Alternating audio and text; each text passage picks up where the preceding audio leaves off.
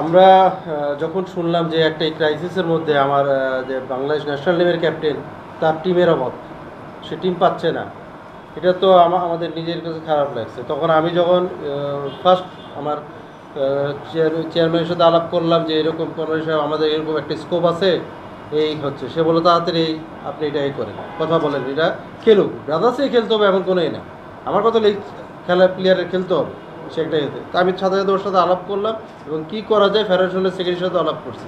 তো যাই হোক, সে যে একটা তার আবাহনীর সাথে একটা চুক্তি হয়েছিল, সেখানে চুক্তির পরে সেখানে সেই ডিলটা হয়নি, কারণ সেই সময়টা ছিল খুব কম, ও ছিল তখন বাইরে।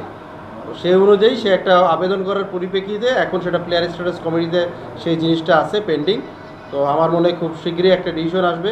তো আমার এই হলো যে ফেডারেশনের কাছেও আমার আবেদন হচ্ছে যে যেভাবে হোক জামাল যেন জামালের জায়গায় ফিরে আসতে পারে, খেলতে পারে, সেই জন্য আমাদের এখানে দুয়ারটা খুলে দেওয়া হলো এবং আজকে আমাদের কনভেনার সাহেব এটাকে ওপেন করে দিয়েছে, আপনাদের সামনেই দেখছেন। আমির ভাই, এখানে বিষয়টা যেটা বাস্তবিক অর্থে যেটা জামাল যে আবেদন করেছে প্লাস আপনারা আবাহনী ক্লাবের সাথে সম্পর্কটা যেটা ছিল, কিন্তু একটা দল বদলের নির্দিষ্ট সময় আছে একটা, এখন আপনারা ব্রাদার্স ক্লাব নিচ্ছেন, অবশ্যই সে খেলতে পারবে। প্রথম লেগে তো মনে করেন দল বদলের সময় শেষ হয়ে গেছে, প্রথম লেগে তো মানে সে রেজিস্ট্রেশনের কথাটা আমি বুঝতে পারছি, আপনি বলতেছেন এটা এই একটা সিচুয়েশন।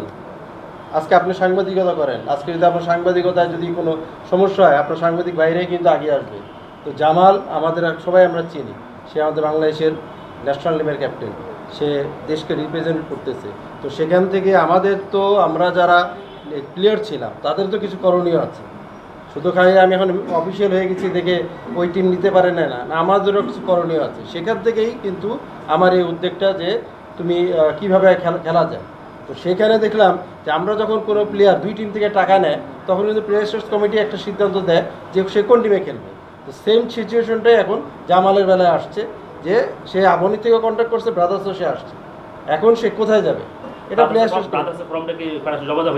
আমরা সেই প্রক্রিয়াটার মধ্যেই আছি এবং সেই প্রক্রিয়াটা যেহেতু এটা বিভিন্ন আলোকে হয়েছে, এটা শেষ সময়টা পার করার পরে হয়েছে, হ্যাঁ, তো সেই জিনিসটাকে নিয়ে কথা বলার পরে কিন্তু সেইভাবে কিন্তু প্লে স্টোর কমিটির কাছে তার আবেদনটা করা হয়েছে, সেটা প্লে স্টোর কমিটি বুঝবে।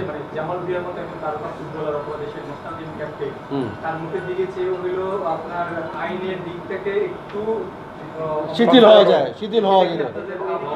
হ্যাঁ হ্যাঁ, এটা অবশ্যই পারবে না কেন, এটা তো আপনি আমরা সবাই মিলেই খেলতেছি, এখন তো কম্পিটিশন শুরু হয় নাই, কম্পিটিশন আগেই। এবং জামাল যে আমাদের পক্ষেই খেলতে হবে সেটা না, জামালকে যদি অন্য কোনো টিম নিতে চায় আমরা সাদরে তাকে সেখানে যাওয়ার জন্য আমরা প্রস্তুত আছি।